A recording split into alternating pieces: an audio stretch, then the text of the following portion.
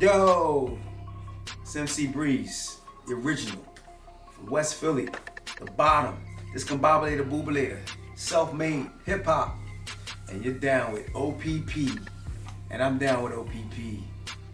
Peace. The first question that we always ask anybody, who is MC Breeze? I am what happens when, necessity, meets invention. So I was a kid who was always creative. I don't know if you ever saw Mr. Rogers' Neighborhood. Oh yeah. You remember the little city? Yes. Okay. Yes. Well, I was the kid who collected cereal boxes every time my mom went shopping, flipped them inside out and built houses, and had my own Mr. Rogers Neighborhood in my bedroom in the projects. I was always creative. You know what I mean? I always, if I saw something, I always thought that, hey, I can kind of do that too. Today I scoot away, I play this big dog in the yard. I don't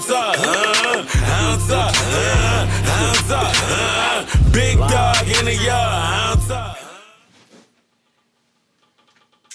How long you in town for? Wednesday. Oh, okay. How long you been? 23rd. Since the 2nd. Since the 2nd? Yeah. And you're in Vegas now. Yeah. You like it out there? Love it. Yeah? Love it. That's like totally different as opposed to where you're from and upbringing. I live in the suburbs with a gated community. Right? They got gated communities in suburbs out here. So man, I'm in the house. So I'm 60. Like me and my wife, we'll go to the strip. We're about 24 minutes from the strip, so we're not really. It's not up on us. There's not stripper poles in the middle of the street. It's like we live in the burbs. Brand new house just built. I guess I'm also saying like the desert landscape and all of that.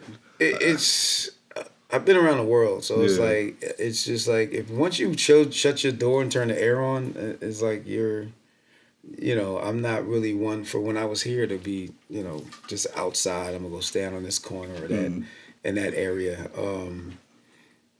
But for me, most of my creative stuff is all in the house. Computers, studio, everything's in the crib. And it's really just a commute from one place to another. So you're in town. What brought you on the East Coast? I came here to I partnered up with a buddy of mine to flip a house. I do contracting work and electrical, plumbing, the engineering, everything. And we partnered up to flip a house we got in an auction. And that's what I came here for. Stay on your business, on your grind. Man, money gotta come from somewhere. That's real. And I love it. I love doing it. So it's like pretty cool. Well, listen, we got a legend here, but before we introduce him, we want to welcome our Pose and Perspectives podcast. I'm your host, Dale. You can find us on IG, Facebook, YouTube. Make sure you hit that like and subscribe and hit that notification bell. We have a legend, hip-hop pioneer, Philadelphia area, MC Breeze. Discombobulator Bubalator was like, it's a song that when we hear got a lot of people in trouble from Questlove as he told the story. He's influenced many artists in the Philadelphia area, from Will Smith, DJ Jazzy Jeff, Questlove, the list goes on. He is very impactful. We have MC Breeze. Yeah, what's up? What's up, man? We appreciate you coming out here, making the time to be on OPP. It's an honor to have you. We looked you up and, we love the music. We've heard so many great stories of what people have. Like I told you, Slick just said, he was breakdancer. He was traveling with his cardboard. Breakdancer. Slick actually talked about winning a competition on Power 99 breakdancing. Oh, wow. Yeah. That's awesome. Yeah. That's awesome. The first question that we always ask anybody, who is MC Breeze? I am what happens when, necessity, meets invention. So I was a kid who was always creative. I don't know if you ever saw Mr. Rogers' Neighborhood. Yeah. You remember the little city? Yes. Okay. Yes. Well, I was the kid who collected cereal boxes every time my mom went shopping, flipped them inside out and built houses, and had my own Mr. Rogers Neighborhood in my bedroom in the projects. You know, I was always creative. You know what I mean? I always, if I saw something, I always thought that, hey, you know, I can kind of do that too. Let me try. So I made my own little houses, and we got little Hot Wheel cars, and they drive them all around. I got my best friend Kevin McGirt. I had little Kevin McGirt disco, like that was my buddy. So I was like, so I'd always been really creative. Like, you know, once I closed my door, it's like I'm in a whole world of like, you know, either toys I found in the trash or things I invented, because we didn't have much. So my first Rock'em Sock'em Robots, if you remember that, was actually Rock'em. It was just Rock'em Robot, because Sock'em didn't work.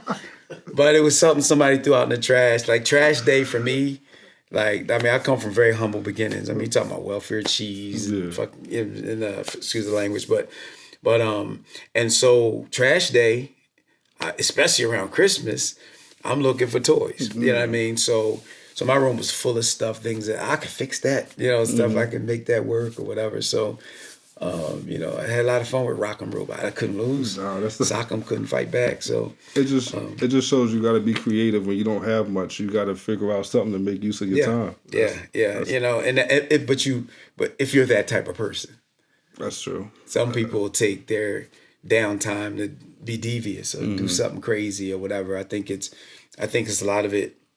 Took me a long time to learn that some of the stuff is just born in you. You know, because I used to believe that everybody should do what I did, and that was a hard life lesson to have two brothers who didn't want anything to do with what I was doing in terms of like starting your own business and starting, you know. So you learn that, wait a minute, some of the stuff you're just born with, you know. But I think that's a cool thing to learn, because then you stop judging. That's true. Your friends. That's like, true. oh man, if I could put my own record out, and you should be able to do it. And then you're angry at them because they're not making the moves you're making, but it's not them. You know. Starting this, that was like a tough lesson that I had to learn, even starting this podcast with the people I had. I thought everybody should be doing this, that, and that, but I had to realize, okay, this might not be for you.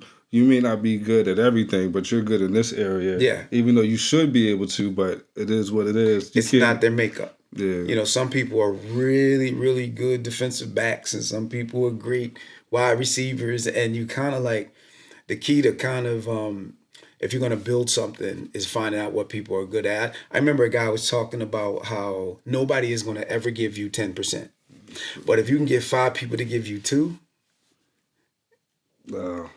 you can manage and get the same thing that you needed, but they're not going to give you to because they got their dreams and their visions, and what they see is going to make it through the world. Some people making it through the world is on other people's money, other people's time, and it's like, at the end of the day, can you be mad at them? Because everybody wakes up every day, and this is what I realized one day, to take a little bit of the sting off people who let me down, is that everybody gets up every day and try to survive in their way. And you can't impose it upon someone else. And I think the beginning of that lesson, like I said, I'm an older brother. I had 2 brothers. One was murdered, and the other one was hit in the head and brain damaged for life. And so my brother has, like, the one that's brain damaged has very short memory. Wow. So it's like, I can go see him, be with him all day, and tomorrow he won't even remember. Wow. But I had a life lesson out of that. And it was, I thought, and sometimes it's vanity when you believe that you could talk somebody into being a better them. It's vanity. And it didn't really dawn on me until I realized I was trying to get my brother to be less brain damaged by trying to get him to do things that I thought he should be able to do. And if I imposed my will, and if I was there every day, putting in the work and putting in the time, that I could fix his brain. And it took months and months and months for me to realize he's brain damaged. Yeah. You're like, I understand you're putting the energy in. Yeah. This is me talking to me. Yeah. And then I started to look outward of my brother at the people that I thought I could change. And I applied not so much brain damage to them, but their way of thinking was completely opposite of mine. And how did that make you feel afterwards? Did you feel relieved? I felt relieved about the people around me, because it's just like, okay, well, it's like this person's not brain damaged, but they're not wired the way I'm wired. Yeah. And I think a big problem that a lot of people have, and I had this, like, I'm talking to my dad one time, rest in peace, and he would complain about how a lot of his buddies, like, he would be the guy with everything. My dad had a 6th grade education, but he got a good job working for Youth Study Center. He was a cook in Youth Study Center, really good money, working for the city, good benefits, the whole 9 yards. And so he would be the old timer in his car, in the back of my dad's car. He had every kind of liquor you could think of. So he rolled up with his roadies, and he's selling drinks out the back of his car. And some of these guys didn't pay him back. They didn't give him the money, and you know what I mean? Like, or he had to wait 2-3 weeks to get his money. And he would complain that his friends wasn't as motivated as he was, and like they should be all the same. And I said, Dad, the problem is that you haven't taken out the time to give yourself or to tell yourself that you're actually special. I said, people fail to realize, people that are like that know stuff and want to give stuff, they think everybody can do it. And every time they kind of put that energy out there in the world, you negate how special you are. So with that being said, special, when did you realize you were special and you had a special talent musically? It still took a while. because like when you, first of all, making music I consider myself a public servant. That's what hip hop was in the beginning. Hip hop artists were public servants. We were called MCs, masters of the ceremony. We took in account that a guy's been working a hard job all week long, and here it is Friday. He's got $1 to get in the party, and like life is tough and life is hard, but not when he walks in that house party. Why? Because my job to make you feel good. What's up, boy? How you feeling? Where the money makers at? Well, oh man, girl, you so sexy. Y'all guys, y'all better get off the wall, dance with these girls. Come on, man, they waiting on you. So that was my job. My job was to create an atmosphere as an MC on that microphone that made people laugh, made people dance, made people feel good. You know, it wasn't just the rapping. You talked all night long. You made sure if you're in a professional venue, you made sure the drinks got bought. You know, like you made sure they tipped the people. You made sure that was your job, like keeping and making people happy. And that's what it was about. And it takes a while to realize that everybody doesn't want to do that, or everybody doesn't have the mindset, or they're not ready. It's not them. You know, you really believe in your isolated little mind that everybody is the same as you. And then you slowly learn, like when people hurt you, people do you wrong. It's like, I would never do that to anyone. And why are you so mad at them? You were mad at them because you thought they were like you. Yeah. You thought they had integrity too. You thought that they were loyal too, but they weren't. You know. So when you started your musical journey and you're working with people around you, how hard was it to get people to support? It was next to impossible. What kept you going, and what kept you saying that I'm just going to keep getting better and keep making music until you got your hit? That's the born with it part. That's the part where you realize that, you know, you're not going to really quit and, early on. But then,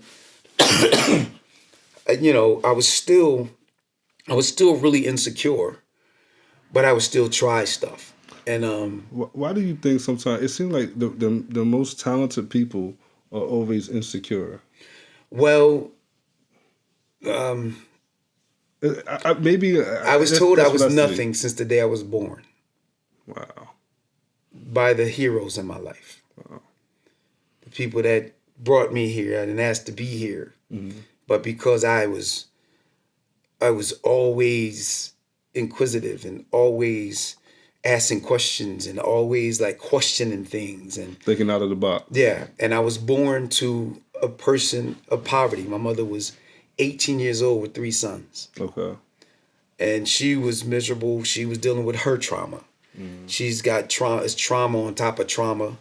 And so ever since I was a little kid, I was always told I was nothing.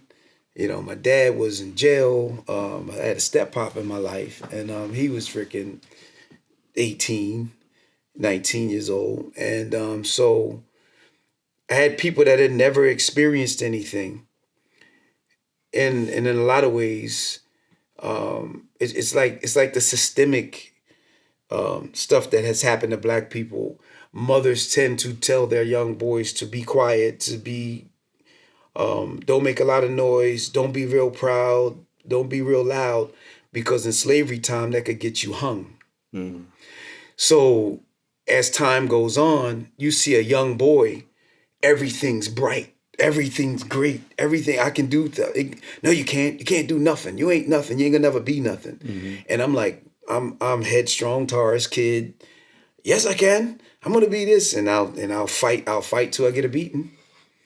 And so that's why I said some of it's the fight that you have in you already. You can't beat out of a person that is naturally artistic or naturally creative. You can't beat the creative out of them. Mm-hmm. So you keep fighting. You keep fighting, and until you prove them wrong. Yeah. Luckily, I got the chance to prove them wrong. I went from the projects to Japan. So in 13 other countries and cities, and toured all over the world. Yeah, I was on Soul Train when Don Cornelius was there. I was on, I was on BT, MTV. Had Well, but we definitely going to touch on that. I just realized I'm like, I went to the last chapter of the book. You're all good. Sometimes you gotta teach them early. But before we get into that, I want to talk about you starting your own record label. Okay. As you were starting your own record label, did you realize you were being an entrepreneur, or was you just thinking, hey, I'm just starting a record label? Not even close. I'm gonna tell you the story. So I was in the rap group B Force, and B Force at some events would get paid. Okay. Now, because Philadelphia hip hop came from a who has the most equipment, that was hip hop. I didn't have any equipment. That's interesting. I didn't even own the microphone. So why pay me? I'm just up there saying rhymes and riddles. So what? The girls love it. Mm-hmm. So when it was time to get paid, the people with the equipment got paid, and I got McDonald's. Everybody go down and sit in McDonald's and eat, and that was my payment for the night. Mm-hmm. Oh God, you should be happy. You're on our microphone. You're allowed to rap, and so eventually that got tired. And there's like one night I gave him an ultimatum. And I'm like, I said, you guys got to pay me something. I can't live off fries and burgers. Mm. I need. You're an adult. You're like 20, 21 at this time. No, I'm at that time. I'm 20. I'm 20. Okay. But it's like and I'm also practically homeless. I live in my friend's basement, and I lived in at the time it's just like, I need something. I need something. I can't keep asking Miss Dolores to feed me. Mm. So I wanted to, make my own make my own money in some kind of way. And I'm like, out here, these people love me. We went in battles with me. Why not get paid? Mm. So I leave B Force, and now I live down the bottom. B Force stands for bottom, and it's Christmas Eve, and my girlfriend at the time, you can't live down the bottom and not go to the B Force Christmas party. Okay. My girl, I met her at a party. She's a party girl. Mm-hmm. I'm not going to try to keep her from going to the biggest event, one of the biggest events of the year. Mm-hmm. So she goes to the party. I can't go because I didn't cuss everybody out. F you, F your dog. F like I'm out of here, right?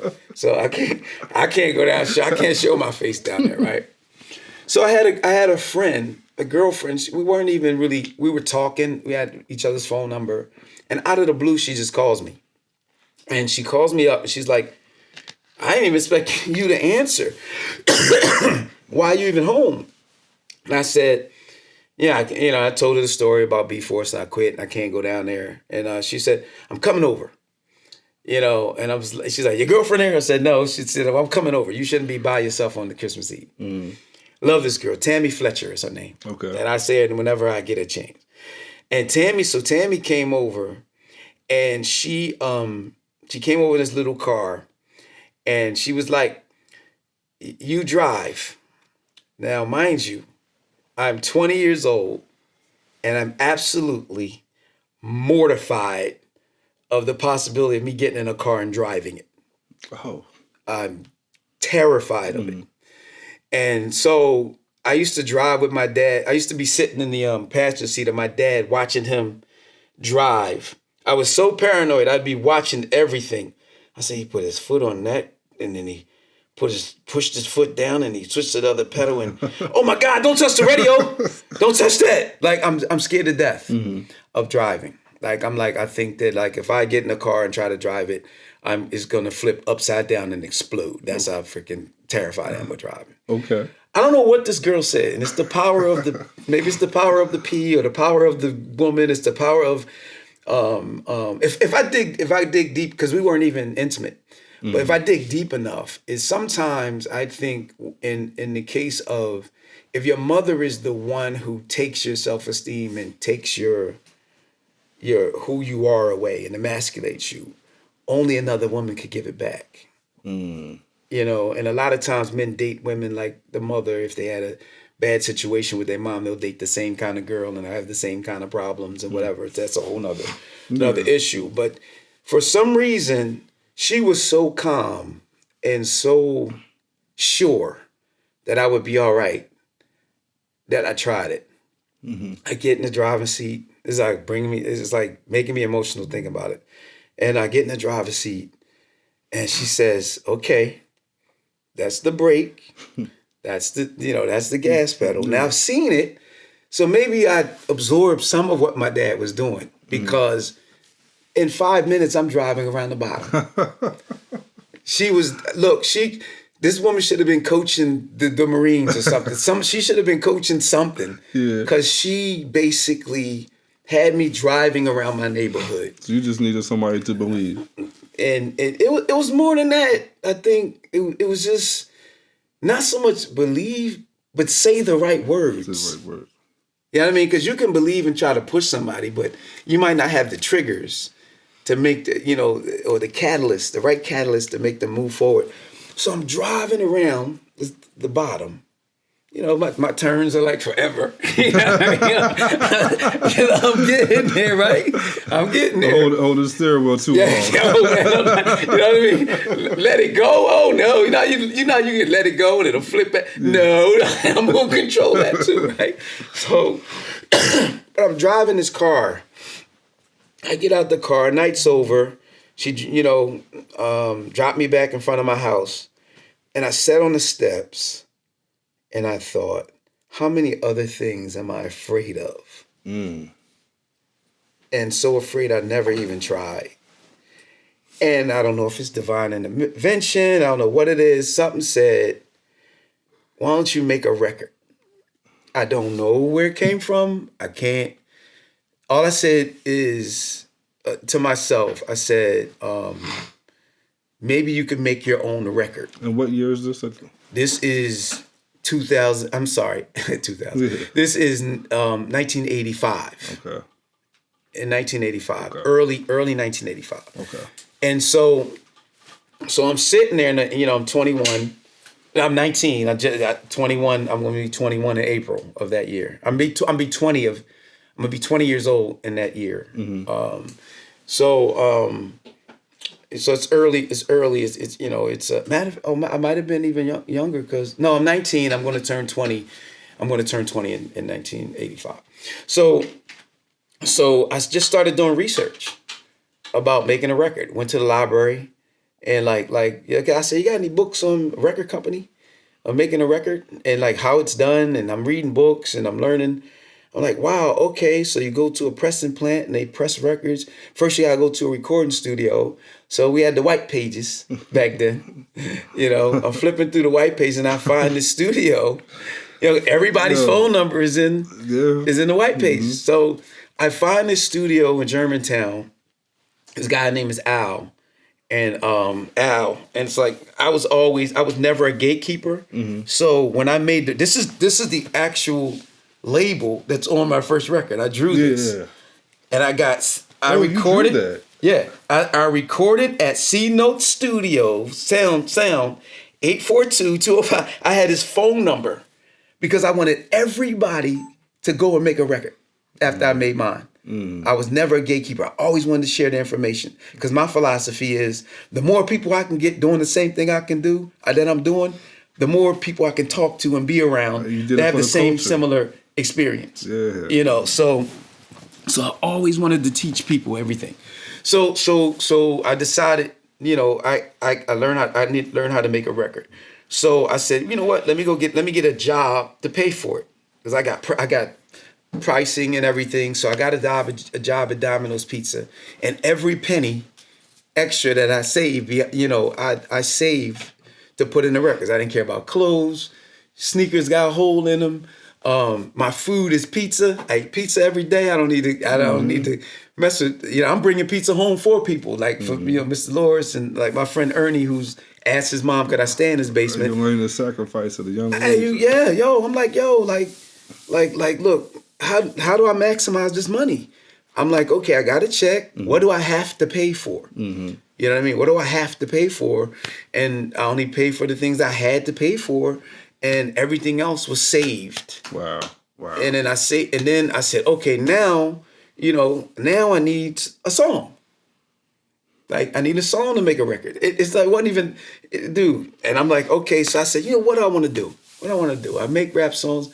I'm gonna make a song called "It Ain't New York." That was the first song I wanted to make, called "It Ain't New York." So I start writing it. That's one of Slick's favorite songs. Wow, that's what he was just talking about. Yeah. So I went back to a friend of mine in Handmaster Flash, like his name is on here. It's Joseph Ellis and John Ware. John Ware is Handmaster Flash. Okay. And so even though B-Force kicked me out, Johnny was more on the on the fence. Man, I don't know. Like, give him money. I don't get money. Whatever you want to do. I just want to DJ, and it's working. Like, why y'all want to mess it up, and why you want to mess it up? And his brother was the guy who ran the group, and he ran everything. So his brother, what he said went, and I was out the group. So Johnny wasn't. I didn't have any adverse opinion about Johnny. It's like he just wanted to be a DJ. He's an artist like me. He's creative like me. I mean, to this day, he's singing in R&B groups. He has a great singing voice. He sings like he's been a part of the Blue Notes, resurrected Blue Notes groups. He's freaking amazing. We're doing a cartoon together right now. We still are connected after 30-something years. So Johnny came back, and I said, Johnny, we need to hustle and get this money. We can make a record. And prior to that, me getting Johnny, I joined a band because I play guitar. Okay. So I'm in a band, and we're playing in the band. And in the band, the group leader, we would sit down and record these songs all the cassette. He had a mixing board, we mix them down to cassette, and he would send it to record companies, and the record companies would send it back, return the sender, can't open for legal reasons, because they didn't want to open it, listen to it, have one of their artists sound like it, and then we sue them for stealing our material. Wow. So I didn't realize. So they would sometimes, they wouldn't listen to it because not in the mail. It has to be brought through an A&R person or somebody connected to the radio the radio station. Like they wouldn't just accept. You can just send music in. That was not the way it was done. And it's because prior to, they might have gotten a record that sounded like something that they put out. And it's like, then you can prove through Postmark that they got that, and then it's like, now you stole our song, and so they're like, nope, we don't deal with that. We don't do that. It's like so the band, I was like, let's make our own song, let's make our own record. Same thing, Fred. Sorry to say his name, but anyway, the leader of the group, he was just like, no, you can't make no record. You can't make no record. That's impossible. You need this and you need that. I said, no, all you need is a studio and the place to press the record. That's it. It's just two elements. You know, you have the song. We make songs all the time. Yeah. You take the song, you take the tape to the studio. You know what I mean? Or you can bypass, just take the tape straight to the pressing people. And I to them I look like this.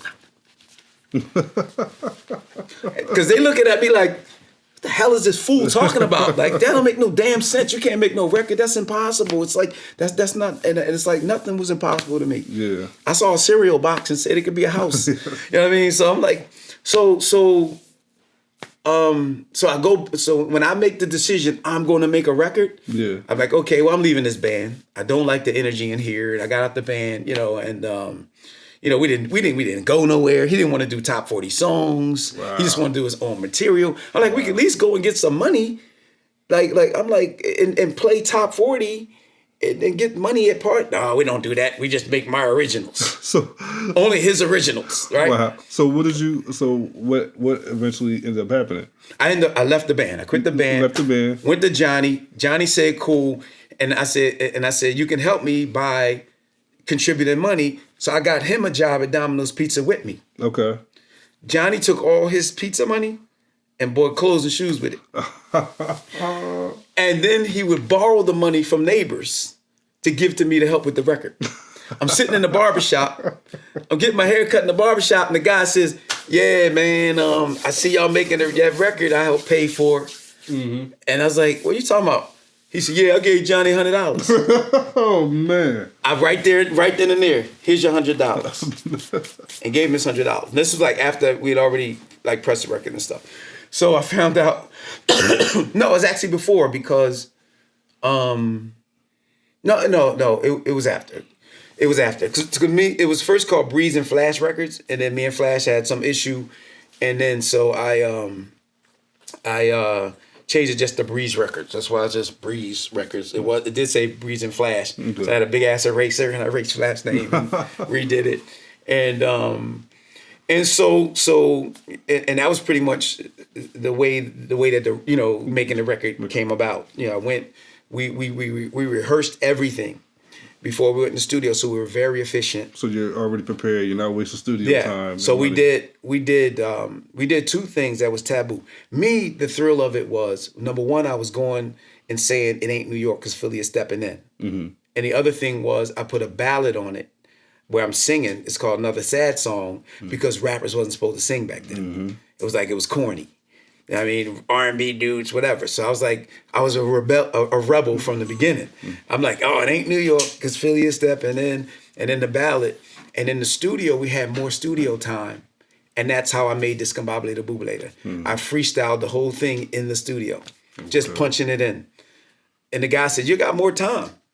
Y'all got more time. You pay for this many hours. We were so efficient. We had enough time to do a whole nother record. Wow. And so I was like, all right. I got the little Dr. Rhythm drum machine, and I patterned some beats together.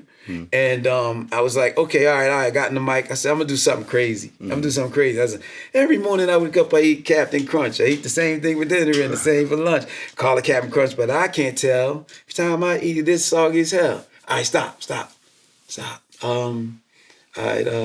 I went downstairs and I punched the entire song together right there. Everything was created right there in the studio. And then Johnny had his little scratch pieces. He has little ad-lib things where I say I kicked the cat. He goes, wow! Like he was like doing those sound effects. And if you listen to the record, at the end of the record it says, "Is that's how we gonna do it? Just freestyle it out." Okay. So what? If you ever get... No, I heard. So that's what that meant? Like, y'all... Yes, that's how you gonna do it? Just freestyle it out? Yeah, fuck it. That's how the record ends. Wow. All freestyle. I didn't catch on to that. Listen. But here's the craziness of it. That became the biggest song.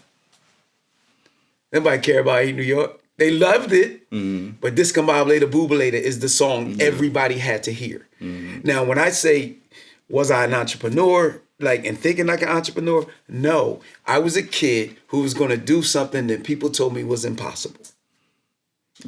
So so the drive began, like, after it was like, oh, I can do anything, then it was just like, oh man, everybody's telling me I can't. I'm really gonna do it now. So it seems like you get more of a drive when people tell you can't do something. Tell me I can't. I was told I was nobody. Yeah. And I got 10 fingers and 10 toes. I'm somebody. You know what I mean? So these got to be lies. Yeah. So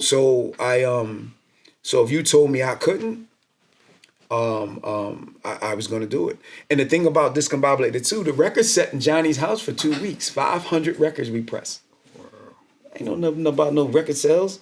Ain't nothing about no I'd be lying if I say, okay, I was an entrepreneur and I'm a these records and I've set up sales at this particular record store and this, that. No. I basically took the records because my achievement was the record. Wow. I was on vinyl, bro.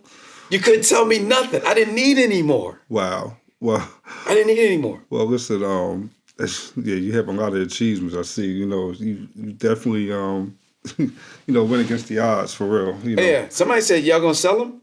I'm like, shit. Well, listen, we can sell them? Well, listen, we're gonna come right back. We're gonna take a quick break. Okay. And then we're hitting that 35-minute mark, so we're gonna take a quick break and keep it going. Okay.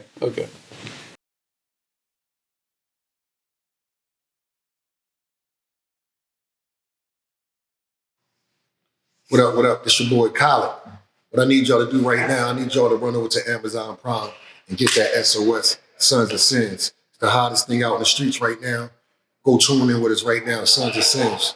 The street lifestyle might seem attractive, but most time it leads to chaos and destruction. This is a Camden story, North to be exact.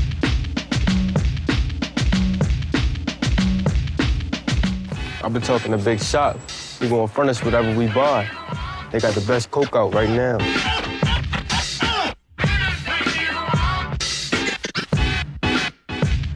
You ready for that mission? Hell yeah. Just wish I knew more about it, though. They going in there strapped for war, man. This shit's serious. We gonna do more than just trap, you know? Man, give me everything, man. What the fuck? What the fuck happened? Got him! Niggas respect the big guns. It's an intimidation factor, you feel me? The main rule with this shit right here is you rather get caught with these motherfuckers than get caught without them. Some wild cowboy shit, man. So y'all motherfuckers causing havoc out in the streets, huh? Look, man, Taino sent us. To see if you wanna get down with this thing of ours.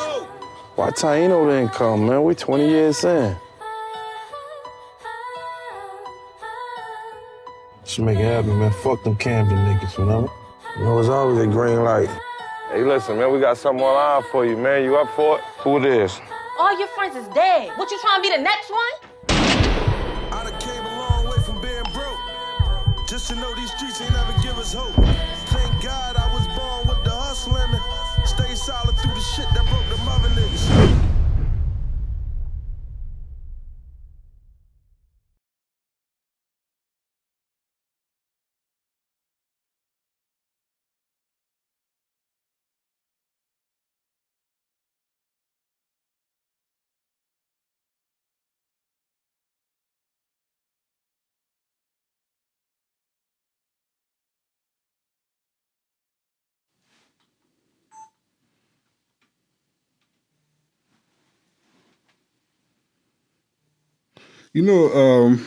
So my mom was coming out of the garage as you were pulling up. Yeah. Remember that show, something about, I can't remember the name, but something about Cincinnati or something where they're working. WKRP in Cincinnati. Yeah. My mom said you look like the guy Howard Hessman.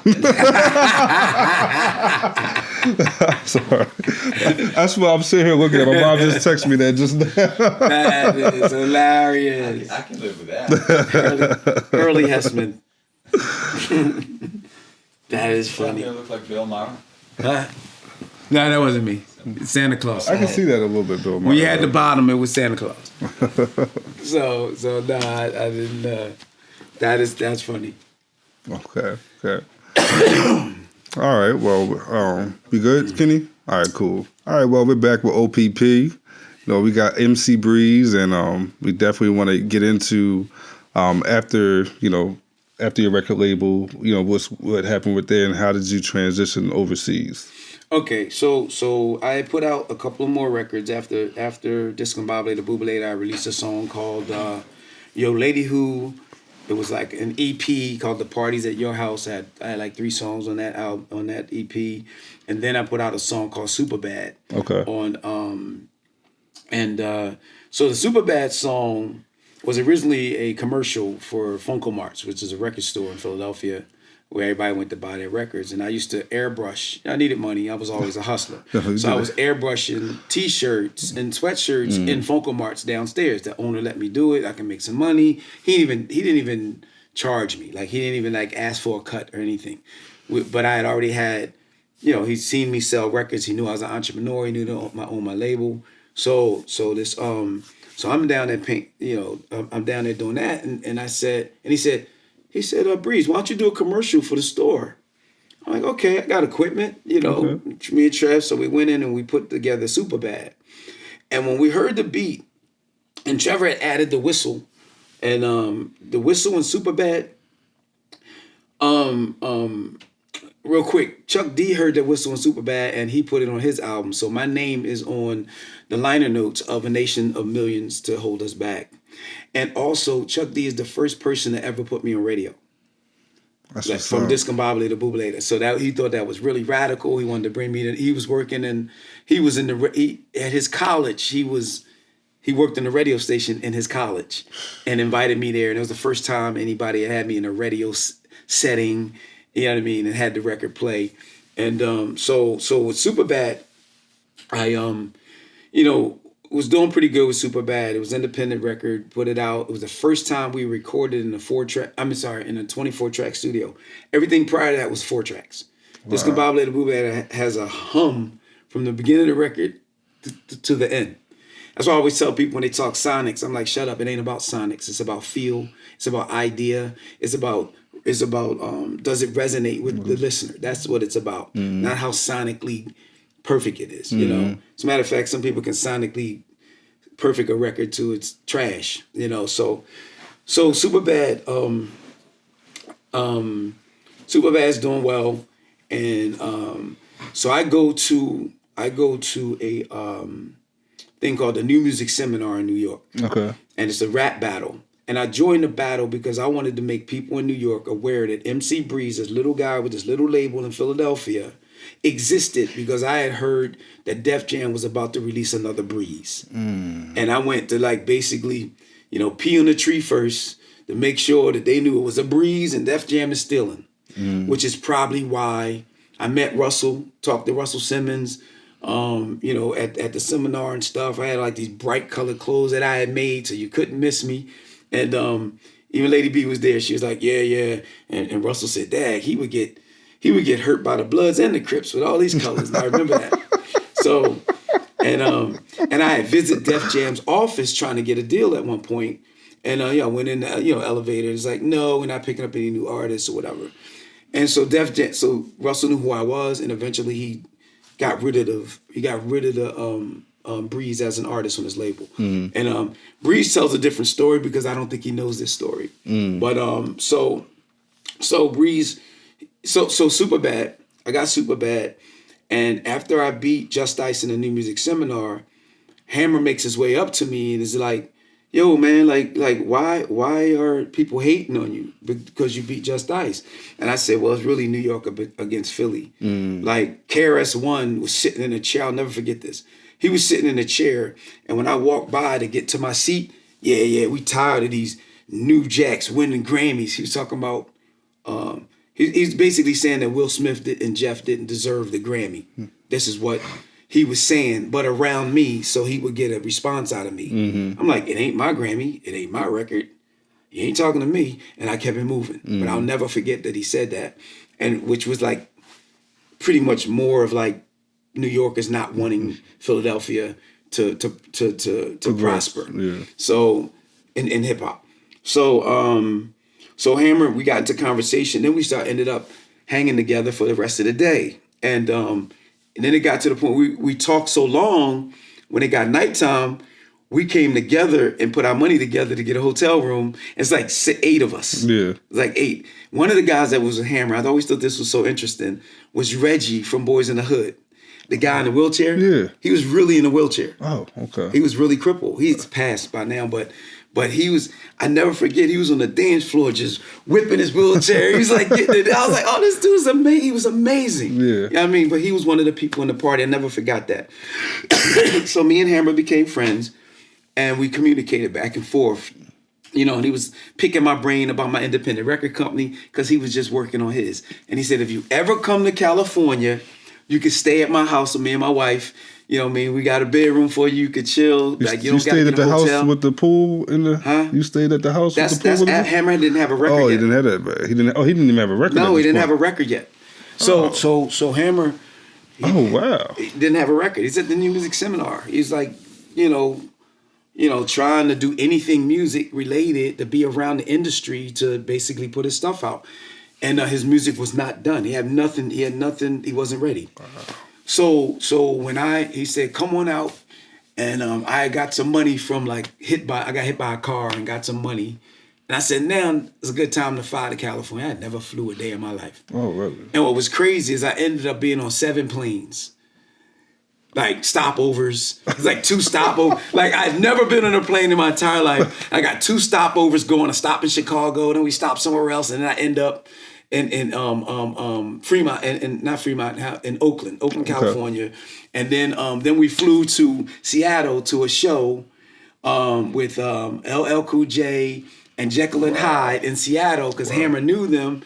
I see NWA before they're even really big. Wow. You know what I mean? They were like walking through and like I never forget that night. Then I had to fly then I go back from Seattle back to Oakland. Then I got stopovers coming back to Philly. My ears, that first flight, I was like, again, terrified because I was like, I couldn't, like my ears was all jacked up. Anyway, that's early experience. I'm a kid. You know what I mean? I'm like 22 years old, 21 years old. And so I got a box of records though. Yeah. I got a box of Superbad that we put out. We only pressed 1,000. So anybody got a Superbad record, it's a gold mine. They go for a lot of money. Wow. I only pressed 1,000. And then I got signed to 4 from Broadway. They shelved that record and put out another record called Damn I'm Good. Record companies will do that because they don't know what you're doing underneath. So they want to eliminate that. And it was hotter than the group that they put all the money into, which is Masters of Ceremony. Masters of Ceremony, as a businessman, you're like, I put all of our budget in the Master Ceremony. I can't then put out another record because breaking a record takes a certain amount of money. So they put out another record, which was a lesser cost to pay for a record, and they would put that out when they were ready. And then they also didn't know how many I had in the streets, and so anyway, I told Hammer, I said, if you ever come across any DJs, give them a copy of Superbad and help promote me. Okay. And that was in 1987. And I look up one day and I'm chilling. Like me and Hammer had conversations, but it wasn't about everything that he was doing. Mm-hmm. But I heard Hammer's gonna be on Arsenio. That's my friend. My friend gonna be on Arsenio Hall. Are you serious? I turned on Arsenio Hall. This is the first time he's on Arsenio Hall. I hear, wee. It's my instrument. It's the instrumental of my Superbad record that me and Trevor produced for Funkomart. Because we decided that the song was too hot for Funkomart. And that's how we end up releasing it. Wow. Which I skipped that part. But yeah, we released it. We're like, no, it's too hot for a record store commercial. And we decided to put it out on our own. Wow. And that's how the record came about. And then so Hammer's like jamming to the record. So Superbad's hot. We get invited to Jack the Rapper to perform Superbad. And that's amazing. What is it? Discombobulator. Yeah. So I pick up a young MC, rest in peace, DJ Kid Swift, talk to his mom. He was young.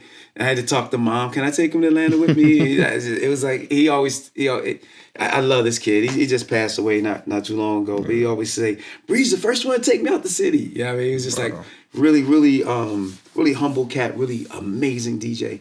And I try to say his name whenever I can. I like keeping people alive. Yes. But so anyway, we go down there to do it, and we're in a group of people, and Hammer's being interviewed. Hammer's hot right now. He's hot. He's on fire. Yeah. And so he pulls me over on his shoulder, and he's like, "Yeah, this the guy whose song I used to open up with, because not only Arsenio Hall, but his whole tour, he was opening up to Superbad. Wow. You know, because when you put a show together, you got your song list, and Superbad was. He's like, yo, man, I don't know if he gave it to any DJs, but it got played on the Arsenio Hall show, and that was good enough for me. Until I started thinking about, well, where's my money for the I was young. I didn't know nothing about publishing or anything. I just put records out. You're just trying to get your name out there. So Hammer's brother said, he said, Hammer, he said, you're using this record to come to open shows. Hammer at the time was picking up artists everywhere, dancers, singers. He picked up B.A.G.B., he picked up Tynetta Hare, he picked up Ho Frat Ho, he picked up a group called how did I forget their name? One Cause, One Effect. Another group, if I forget this, I'm gonna be mad because I love these guys. I'll remember it because I still communicate with them. But they had Special Generation. They had a group called Special Generation, and I would hate for them to see this and see that I forgot that name. But so he had a staff of producers and dancers and all kinds of stuff, and they would like do double duty. Like some of them were working on songs, trying to get an album done, a record done, and I was the producer in the hotel room with all the equipment, working with artists, preparing their records. That's what I was signed for. Wow. So everywhere we go, I got giant cases and like I'm unloading 4-track recorders and Mac Plus computer and like keyboards and all this stuff.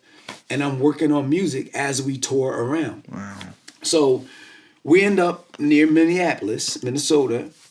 A phone call happens. It's Sylvester Stallone's people want to talk. They talk to Hammer, and they want him to be the guy who does the Rocky V album. Wow. And the title song, Go For It. So two of my friends, at the time, fellow producers, we became friends. Michael Kelly and James Early, who they went in and they did the music for Go For It. And they needed lyrics. So they gave me the song. You know, I go in my hotel room, I whip out the Swiss Army knife, I'm writing, to be or not to be dope. That's the question. Are you gonna stop? Keep on rushing, father. I write the track. Ho Frat Ho is the group he wants to do it yet. He said they next in line.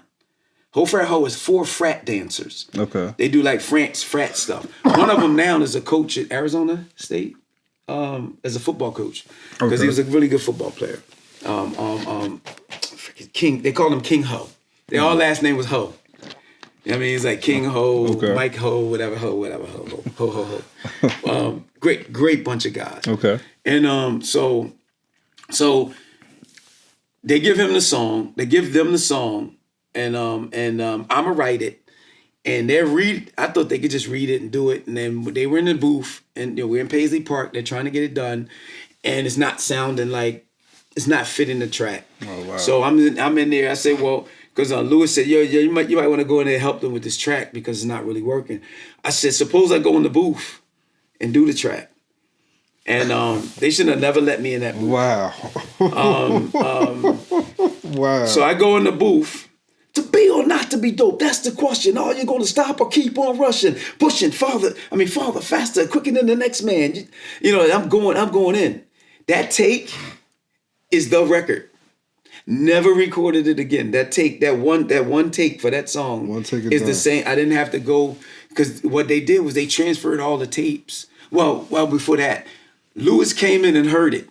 And he said, there's no way in the world they're going to duplicate that. I've heard everything that they've done, and you know what I mean? And like, you know, he said, they too country, they ain't going to be able to do it, whatever. They too Richmond, California, whatever they was from. And he said, you have to do it. And I said, I don't have a recording contract.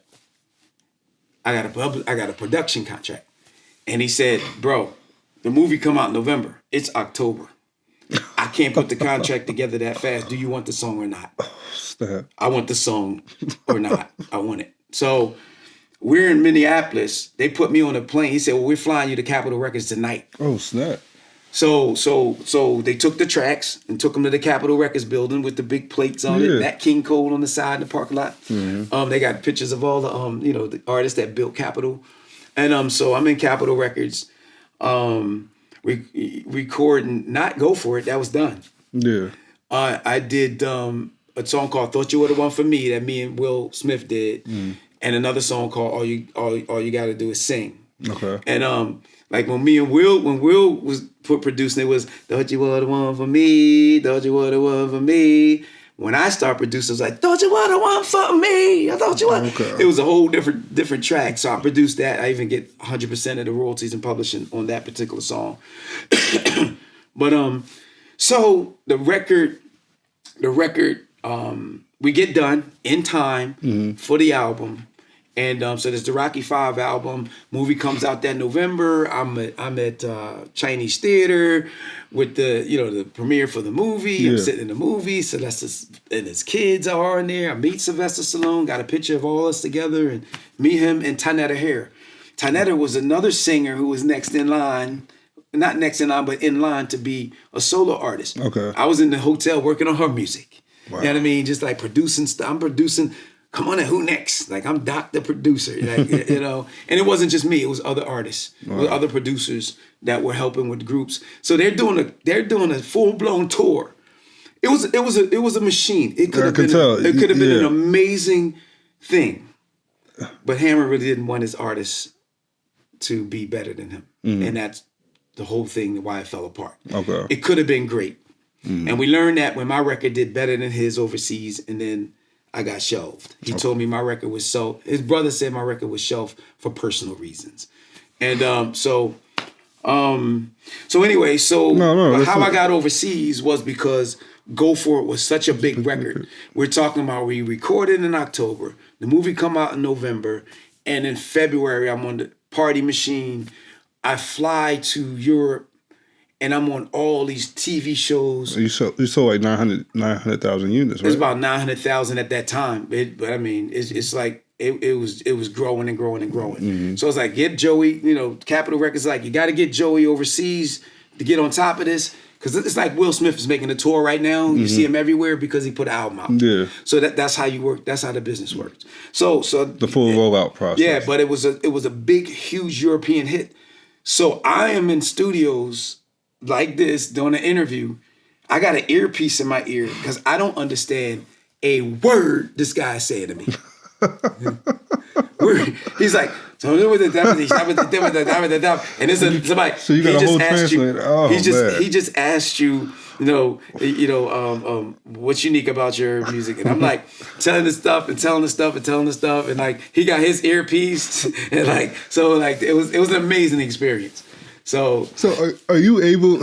I gotta ask you about that. Like, so are you able to really build a rapport that way? How does that work? Is it still you're the same? You're on the biggest television shows in Europe, and countries with money know how they understand English even if they can't speak it. Okay. In Japan, they hear it just as fluent as you hear it, but can't speak it back. So they say, watch what you say in Japan.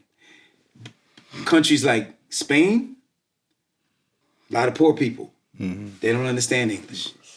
So if you're in certain countries, they understand English. They watch the English television. The whole lot. A lot of them can't verbalize it. Yeah. So like I went into an international radio station. I never knew what that was. You ever see like where you see a building and it's like it's an office, but there's like 100 desks in this office. Giant desk. You're in the top of some building, windows, the whole 9 yards. It was an international radio station, and I'm in there. In other words, this radio station is doing translations on the fly for every country. That's how big this place was. Wow. And I'm doing an interview, and it's being translated in other languages at the same time that I'm talking. That's how big this place is and how big of a well-oiled machine it was. I got to perform in Amsterdam on the same stage with Tom Jones. Okay. I never even saw them, but it was an international broadcast, and we're on different stages. It was, and I don't know what is going on because Hammer really didn't want me to know how big I was. There was a time, Hammer, when I first got my first little tour of doing Europe was just radio and TV, and we flew in, and then Hammer came with the Don't Hurt 'Em tour in I think in March, April and March or something like that. But I was the opening act. Yeah. For this tour. And so for all these 33, it was like a list, 33 countries, 13 cities in Europe was the tour, then in Japan and Osaka. And Osaka, Japan and Tokyo, Japan. And so I'm opening up for all these acts. Now, the first time I went, Lewis, I had a limousine, I had security. When I went back, Hammer took all that away. Wow. So I walk into a mall. I have no idea how big I am. Mobbed. And you're in where are you at now? And I was in one of the we were in Birmingham, London, not London. Bro, they start to gel after a while. Yeah. We were in. But you were in Europe. Okay. We were in Europe, and I walk into a mall. Joey, I couldn't believe it. I was number 2 on MTV in Europe. It was so weird, bro, that I didn't know what was going on. First of all, I can't speak the language. Second of all, I'm a fish way out of water. Yeah. You know what I mean? And it's like Hammer and them not telling me how good I'm doing. I was sitting in the venue after I got off stage. I don't know if it's New Kids of the Block or the other boys band walked in and say, Joey, you just beat us in MTV with your record. Every time I say New Kids on the Block, somebody say, no, they weren't out yet. It was another group in 91. One of the boys bands, one of the big ones. Okay. And they were like, you just beat us on MTV. And I'm like, I don't know what that means. I mean, I don't know what in relationship to walking in a place and like man, it's like somebody, everybody in the world see me, but I don't know that. So I go someplace just to go to the mall and get a Walkman or something, and I'm mobbed. Oh, so what is that? What is that experience like? How did you handle it at first? Like, I handled it with grace. You didn't have any security at all at this point. No, I handled it with grace. How'd you get out of it? I left with grace. Like, how'd it go? Like, I'm like, thank you. What's up? What's up? Hey, what's up? I think a lot of people get in trouble because they bring an attitude as a star. I wasn't a star. Mm-hmm. I was just the guy that was on MTV, and now I'm in the mall. And how y'all doing? What's up? And it's like, so I think that's probably why I was unscathed in terms of like somebody trying to get me, and got stories about that where people did got that wasn't, because people misinterpret what a crowd really is. Yeah. But by being in the mall and it was impromptu, it wasn't really like, it was more like, hey, that's, and it's like the way it came together. Mm-hmm. It wasn't like I was announced to be there. Wow. You know what I mean? It's just like people still got a shop. They didn't come here to see me. So it's like, okay, yeah, that was cool. I got to get my sneakers, so. So I'm large. So I had to call Lewis and say, Lewis, I don't have any security or any car to get around. I'm taking a cab, And so Lewis sent me a stretch, ordered a stretch limo, and I had a bodyguard who was like 7'2". This guy was huge. Mm-hmm. And then I had security from then on. Okay. But it was all, and I had some friends that were like mutual friends of me and Hammer through association of this group. It's like 60 of us. And they were like, hey, Hammer really don't like what's happening with you. Mm. And it started because somebody said there was a magazine that said, Hammer's in town, it's the circus. Wow. But Joey B Ellis is all that. So he took that and applied it to me. I'm on his label. And then I'm sitting in the airport one time and he walking by. It's always cowards, man. I don't approach cowards. Mm-hmm. So, but he's cowardly walking by me. Yeah, I got $1 million invested in that busted bull crap. I'm a busted artist. His label was Busted. I'm a busted artist. Here he go. He's saying that, and that's when I first seen the hate. You know what I mean? And so yeah. So that's how I got overseas. That's amazing. It seems like you always just figure something out. Like you really seem to always like adjust to your circumstance. You got to pivot. You know what I mean? And the pivot. And I'm 60, so the pivots weren't easy. They weren't quick. Yeah. When Hammer took my check away and I had no more money to pay my bills, I had to come back home. I was living in my mother's house. And we didn't really get along. I had to get out of there. A guy said, hey, I got a house. You want to buy it? It's $25,000 and it's a dump. We talking, look in the front, see out the back. I said, I'll take it. And that was my starter house. I learned to do contracting work, learned the plumbing, I learned electricity, but I had a house of my own. Wow. And then that house transitioned to another house. We sold that house, and we live in Las Vegas. Wow. You know, but it's learning how to pivot. Wow. I wish I was better at incorporating people into my pivot. That I think if I had any regrets about it, is like being able to pick the right people to build with. So, I think I would have been a lot further along. So you said that's that was difficult. You would say that's your biggest challenge? I believe so. That's my biggest Why do challenge. you think it's, given the fact that you've been around a lot of people, met a lot of people, why do you think? Because I'm not good with quirks. If you tell me you're going to do something and you don't, I'm already mad at you. I'm going to move on. Because I think your word is going to be... You hold people to their word. Yeah, and if you don't hold yourself to your word, then, most people talk a good game and they don't follow through. And so I'm not good at picking friends. I'm not good at picking colleagues and stuff like that. I was good at picking a wife, 24 years in. So I guess look, I'll lose all that and gain that in my in my doing my situation, but I've never really been good at putting together people's team because I'm not a leader by alpha male-ism. I'm a leader by watch me. That's the kind of leader I am. By example. That's the kind of leader I am. But some people need you to actually tell them what to do, how to do it. That's not who I am. Yeah. If you tell me you are a sound man, you are a sound man until you prove that you're an idiot. Mm-hmm. And that's my personality. And it's like I need to do better vetting, or I need to find someone to vet. Now, being with my wife, I had to get better with that too. Yeah. And being with my wife is able to catch stuff that I miss. I had a buddy, Bird. My buddy Bird. I got a video called for the Rocky V album called "Thought You Were the One for Me," and in the back of the video, in the video is a guy sitting in the car with me at the end of the video, and that's my buddy Bird. Bird used to be my guy who would sit in the room and assess everybody in the room and know who was with me and for me and who wasn't. Wow. And but as things declined and I had to go through like the rough times and stuff, and I really wasn't in those kind of rooms anymore. Being Bird, we weren't around each other as much. Like he was hustling to do his thing, I was hustling to do my thing.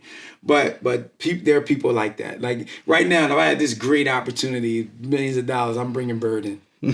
Yo, Bird, come on through, man. Like, you know what I mean? And if I need somebody to negotiate the paperwork and everything, I'm calling Hurley. That's what's up. I'm calling Rick. Hey, Rick, come on, man. I need you to you're my token white guy for the day, bro. I need you to decipher some of this garbage, So, yeah.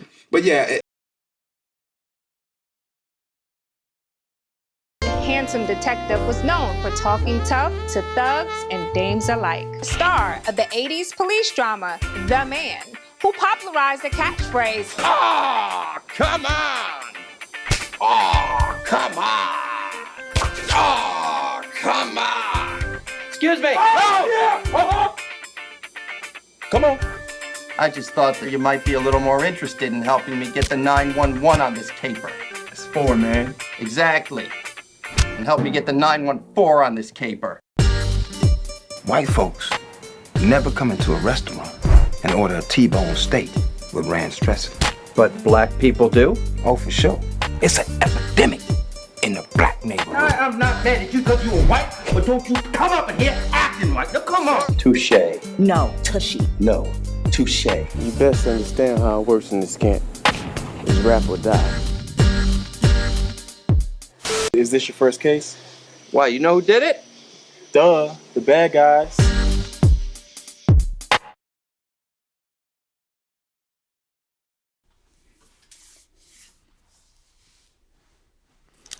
Hey, it's your boy Dale. We're back with OPP. MC Breeze is back with us. We're about to get into, projects, upcoming projects, and projects that he has out right now.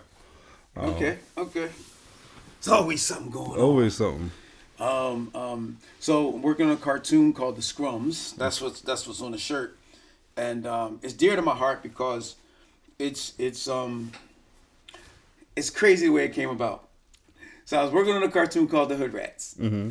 And it's called what? The Hood Rats. Okay. So I have another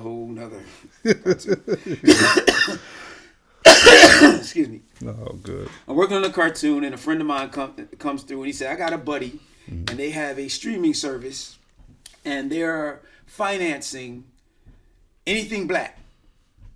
Cartoon, action, whatever. They're financing it. 100%. Right? Mm-hmm. And so we're going through the negotiation. We're talking about Hood Rats and the whole 9 yards. And then we find out that, no, it's a loan. And I'm like, okay, well, that's not an investment, and a loan is two different things.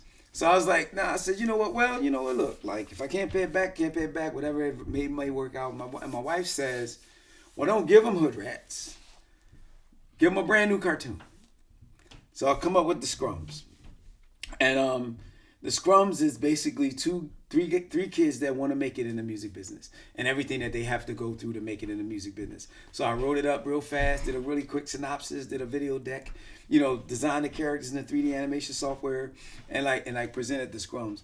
And make a long story short, they really didn't have an opportunity. It was just a bunch of bull crap, whatever. So now I'm kind of stuck with the Scrums, and now the Scrums took on a new meaning because I'm the oldest of three brothers. I got, one of my brothers was murdered. My other brother was hit in the head, brain damage for life. So that's Kenny. Kenny was an amazing rapper. Guy couldn't rap at all. Taught him how to rap. He just became like a rapper's rapper. Wow. Like me, I'm not a rapper's rapper. I'm a people's rapper. I make songs that resonate with people. Like I'm like every morning I wake up, I eat Captain Crunch. I'm trying to have fun with it. Mm-hmm. My brother's like, I'm the pitcher, you're the batter. I got you swinging and missing and getting madder and madder. Madder than a Mad Hatter. You illiterate idiot, stupid transformer. You an MC, a DJ, I want to be transformed. This is my brother ripping it. You right? still got it. So we had two different ways. Now I could rap like that, but I like rapping for the people. You know what I mean? Like hip hop ain't honest no more. I'm gonna keep it honest from the door. Had a girl, she only had one arm, yo. She couldn't hold me right, so I had to let her go. I'm having fun, right? So it's a different type of style. So that's my brother Kenny. Kevin, he really didn't rap. The one is brain damage, but I put my brothers in the cartoon, and I said this way I keep them alive forever. Mm-hmm. And so the Scrums took on more of a personal meaning.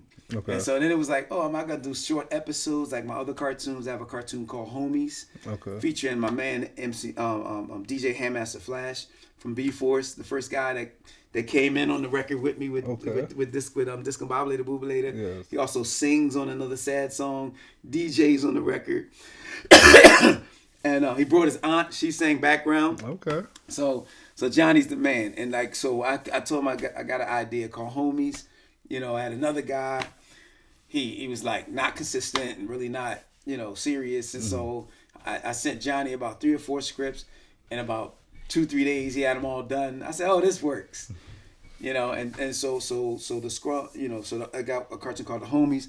Another one called Miss Gladys and Miss Gladys and Mr. Earl. There's like 2 older people on the bench talking about everything from politics to Social Security and anything. Like it's like kind of comical. She's from Birmingham, Alabama. He's from Chicago, and they just sit on the bench talking to each other. And I got like 4 different cartoons on my Instagram channel, and so everything will eventually be on stillbreezeentertainment.com.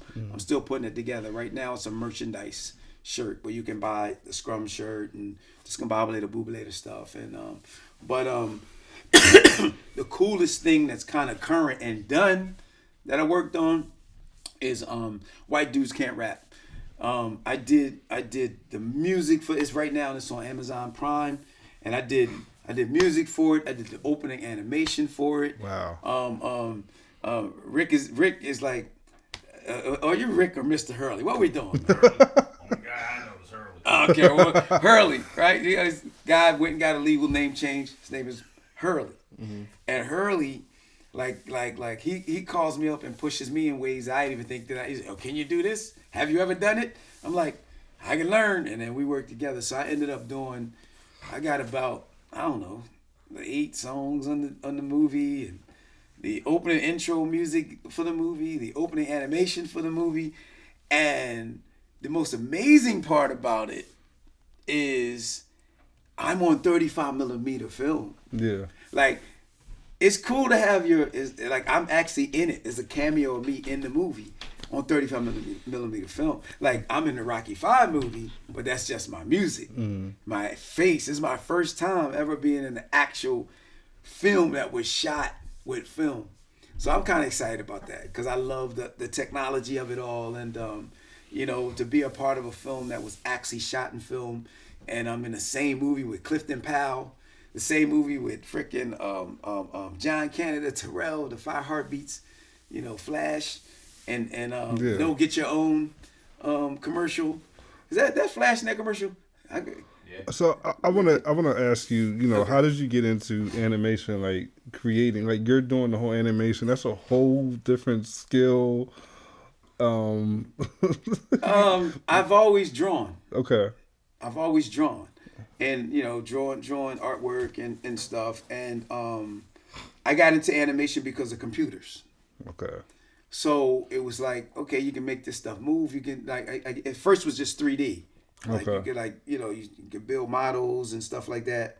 And then as the 3D software progressed, I think the first software I was using that you could have a character in was called Poser. And Poser was a software for photographers. And what you would do is you would pose the character. They still making it. That's like version 13 or something like that, 14.